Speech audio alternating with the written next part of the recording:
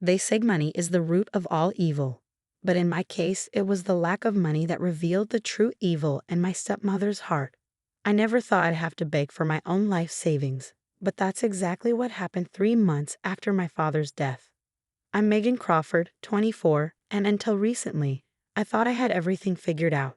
A promising career as a pediatric nurse, my own apartment in the city, and a close relationship with my dad despite the tension with my stepmother, Victoria. Then a routine physical changed everything.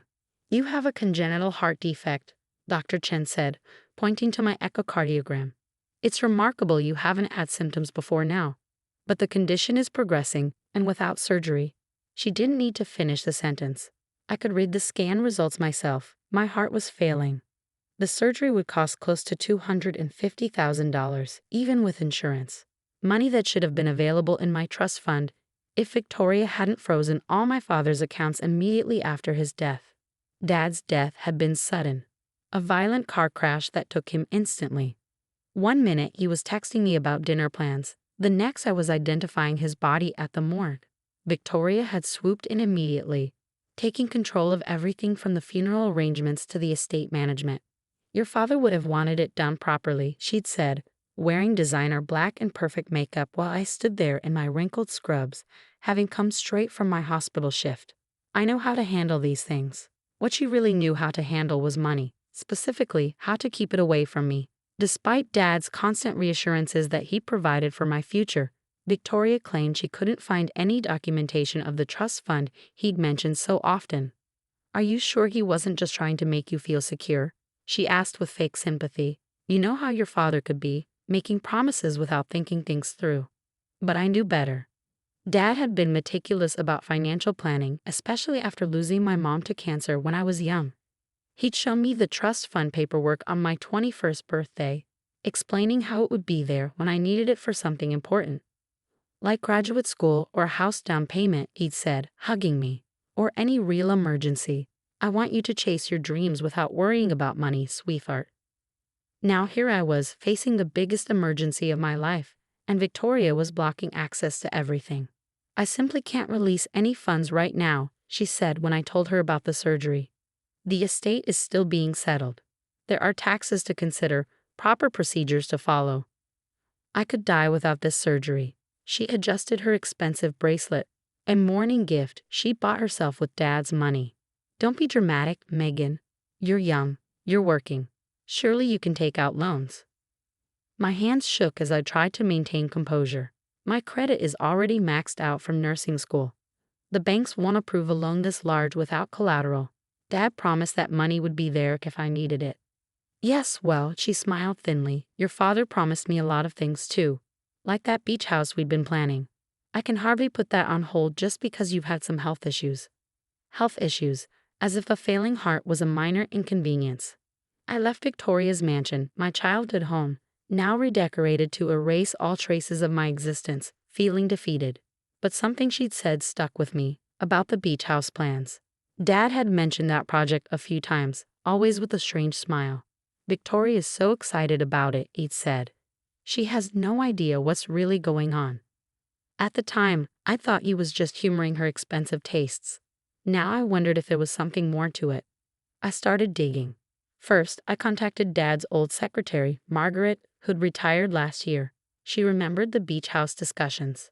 Your father was very specific about that property, she told me over coffee. He insisted all the paperwork go through Harrison and Wells, not his usual real estate lawyers.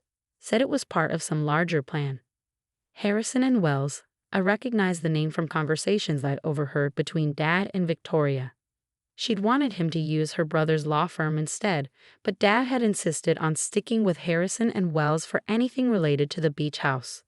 Getting an appointment with Mr. Harrison wasn't easy. His secretary initially said he was booked solid for months, but when I mentioned my name and the beach house property, things changed. Mr. Harrison will see you tomorrow at 9 a.m., she said, her tone noticeably different. He's been expecting you. The law office was imposing, all dark wood and leather furniture. Mr. Harrison himself was younger than I expected, maybe early 40s, with kind eyes behind his expensive glasses. Miss Crawford, he smiled, gesturing me to a seat. I was wondering when you'd come find me. You know who I am? Of course. Your father talked about you constantly during our meetings. He was very proud of his nurse daughter. He pulled out a thick file. He was also very concerned about making sure you were protected. My heart jumped. Protected from what? Not what? Who? Harrison's face grew serious. Your father knew Victoria better than she thought he did. He saw what she was capable of, especially when it came to money. That's why he set up certain contingencies. He opened the file, revealing property documents, legal agreements, and what looked like medical records. Your father came to see me 6 months ago, right after your annual physical. He said he had a feeling something wasn't right with your health, that you'd inherited your mother's heart condition. I stared at him. Dad had never mentioned any concerns about my health. He set up an elaborate system, Harrison continued. The beach house property was the linchpin. Victoria's been so focused on it, she hasn't noticed what's really happening with the rest of the estate. Which is what? Harrison smiled. That's going to take some explaining. But first, how soon do you need the surgery? Dr. Chen wants to do it within the next month. But without the money. Oh, the money's there, he assured me. In fact, there's rather a lot of it. Your father made very sure of that. The question is, are you ready to stand up to Victoria? Because once we activate these contingencies, there's no going back. I thought about Victoria's smug face as she dismissed my health concerns. About the way she'd erased every trace of me from my childhood home. About Dad's final text message, "Can't wait to see you for dinner, sweetheart. I have something important to tell you." "I'm ready," I said firmly. Harrison nodded, reaching for his phone. "Good, because Victoria's closing on the beach house is scheduled for tomorrow morning. And you're about to learn exactly what your father had planned for this moment." Part 2. The beach house closing was scheduled for 10 a.m. at Harrison and Wells. Victoria arrived early, dressed expensively as always, trailing her personal assistant and her brother Robert, who was acting as her lawyer despite Dad's explicit instructions to use Harrison and Wells. I sat quietly in the corner of the conference room, having arrived even earlier at Mr. Harrison's request. Victoria barely glanced at me. "What is she doing here?" she asked Harrison coldly. "This is a private real estate matter." "Miss Crawford has every right to be here," Harrison replied, arranging documents on the table. "In fact, her presence is essential." Victoria's perfectly sculpted eyebrows rose. "Essential? I don't see how. I'm the one purchasing the property." "Actually," Harrison smiled, "you're not." He opened a folder and began distributing documents. "Before we proceed, there are some relevant details about this property that need to be discussed." "We've been over everything already," Victoria's brother interrupted. "Just get on with the closing." "Not quite everything." Harrison pressed a button on his desk phone. "Send them in, please." The conference room door opened and 3 people entered. Dr. Chen, my cardiologist, Margaret, Dad's former secretary, and an elderly man I didn't recognize. "What is this?" Victoria demanded, her composure cracking slightly. "This," Harrison said calmly, "is the execution of Richard Crawford's final plan for his estate. The beach house property was never meant to be yours, Victoria. It was merely bait, a distraction to keep you from noticing what was really happening with the rest of Richard's assets." He turned to the elderly man. "Dr. Morris, would you like to begin?" The man stepped forward. "I was Richard Crawford's personal physician for 20 years. 6 months ago, he came to me concerned about his daughter's health. He recognized symptoms similar to her mother's congenital heart condition and asked me to review her medical history." My hand flew to my chest. Dad had known. Richard then set up a medical trust, Harrison continued, specifically for Megan's cardiac care. However, he knew that if he made it obvious, certain parties might try to interfere. He looked pointedly at Victoria. Victoria's face had gone pale. "You have no proof." "Actually, we have quite a lot of proof." Harrison nodded to Margaret, who placed a USB drive on the table. "Your attempts to access Richard's accounts immediately after his death. Your loss of trust fund documentation. Your interesting phone calls to various banks." Margaret spoke up. "Mr. Crawford asked me to record all estate-related conversations in his final months, including several where Mrs. Crawford discussed plans to prevent Megan from accessing any inheritance." Victoria shot to her feet. "This is ridiculous. I am his widow, his heir." "One of his heirs," Harrison corrected. and subject to certain conditions he placed on the inheritance. Conditions you triggered the moment you denied Megan access to funds for life-saving medical care. He pressed another button, and a screen descended from the ceiling. A video began playing. Dad, healthy and alive, sitting in this very office. If you're watching this, he began, then Victoria has done exactly what I feared she would.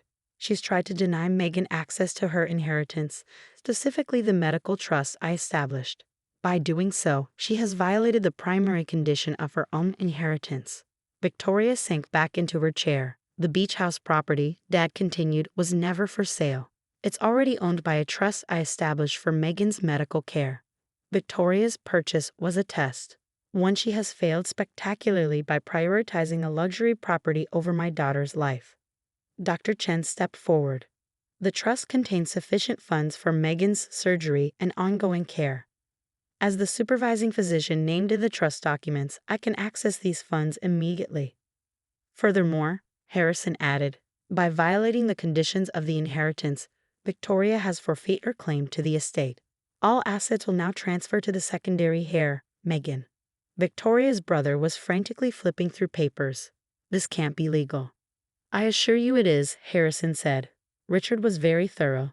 The conditions are quite clear. Any attempt to prevent Megan from accessing necessary medical care would trigger immediate forfeiture of inheritance rights. He tricked me, Victoria whispered. All those conversations about the beach house. He protected his daughter, Harrison corrected, as he promised her mother he would. The video continued, Dad's voice filling the room. Victoria, if you're watching this, know that I saw through you long ago. I saw your manipulation, your greed, your complete lack of maternal feeling toward my daughter. I stayed married to you because I needed time to set up these protections properly. Consider this my last gift to you. A lesson about the consequences of choosing money over human life. Tears rolled down my cheeks as Dad's image smiled gently. Megan, sweetheart, I'm so sorry I'm not there to help you through this. But I've made sure you'll have everything you need. The best medical care, financial security, and most importantly, freedom from those who would harm you. Be well, my brave girl. I love you. The screen went dark. Victoria left the conference room in tears, her brother trailing behind with threats of legal action. Harrison looked unconcerned. Your father had the best legal minds in the country review these documents, he told me. Victoria can fight it, but she won't win. The evidence of her attempts to deny you medical care is overwhelming. Dr. Chen was already on her phone, scheduling my surgery. Margaret hugged me, whispering how proud Dad had been of me. Through my own tears, I saw Victoria's assistant slipping out, already updating her LinkedIn profile. The surgery took place 2 weeks later. It was successful, though recovery has been challenging. The trust Dad set up covers everything: medical bills, physical therapy, even a private nurse to help during the first few months. Victoria contested the inheritance, of course.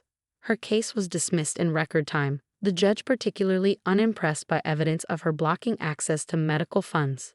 She's moved in with her brother, her designer wardrobe and luxury cars sold to pay legal fees. The beach house, my beach house, is beautiful. Dad had been renovating it secretly, adapting it for someone with medical needs. Elevator to the upper floors, emergency response system, even a small medical room for monitoring equipment. He thought of everything. I found a letter from him in the master bedroom, dated just days before his death.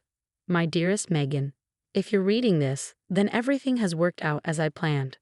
I'm sorry for the deception, for not telling you about my suspicions regarding your health sooner.